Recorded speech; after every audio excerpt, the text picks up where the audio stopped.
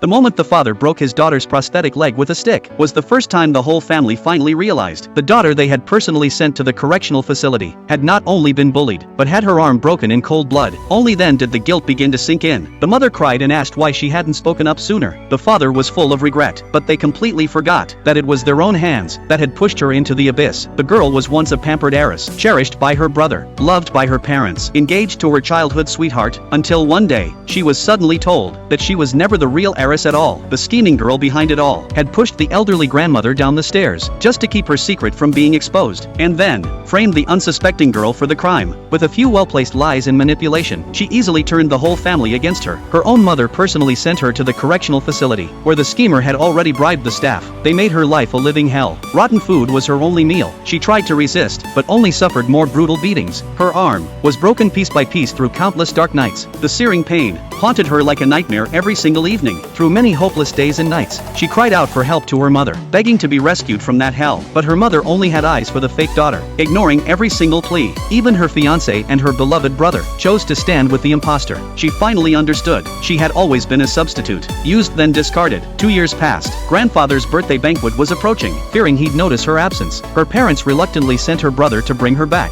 On the way, she sat in the front seat, keeping her distance, but her brother took offense, dragged her out of the car, and made her walk home. The rain soaked her clothes. Still, she walked step by step the whole day. When she finally returned to the house she once called home, she politely addressed her parents as the wealthy couple. The father cursed her for being heartless, but she simply said she no longer had a father or mother. The mother slapped her across the face. She didn't fight back, because she had already endured far too much. Just then, her former fiancé arrived. When he found out she wasn't the real heiress, he immediately got engaged to the scheming girl. That moment, she saw his true colors completely. The day of the banquet arrived. This was why she had insisted on coming back, because even if she wasn't related by blood, only her grandparents had ever truly loved her. When the grandfather saw her frail figure, he felt deep heartache, but was told she had been studying abroad all this time. She held back her tears and lied for the family's sake, not wanting to worry him. But then, the mother suddenly proposed an engagement for the scheming girl. Grandfather's expression darkened on the spot. That marriage had originally been arranged for the real granddaughter. He firmly stated that if the girl was willing, no one else had the right to interfere. Hearing this, the scheming girl panicked. The parents kept giving the girl desperate looks, but the girl calmly lied, saying her former fiancé wasn't worthy of her. The grandfather backed down. During the meal, the mother, trying to put on a show, personally brought a bowl of soup to the girl, but as she stared at the soup, memories of being forced to drink filthy water in the facility came rushing back. Her stomach churned, and she ran to the bathroom to vomit violently. She didn't expect the scheming girl to follow her in, and while she was weak, smashed a glass and deliberately cut herself, then screamed loudly, drawing the family's attention. The mother rushed to the scheming girl instantly, without even glancing at her real daughter. The father, enraged, didn't hesitate to grab a wooden stick,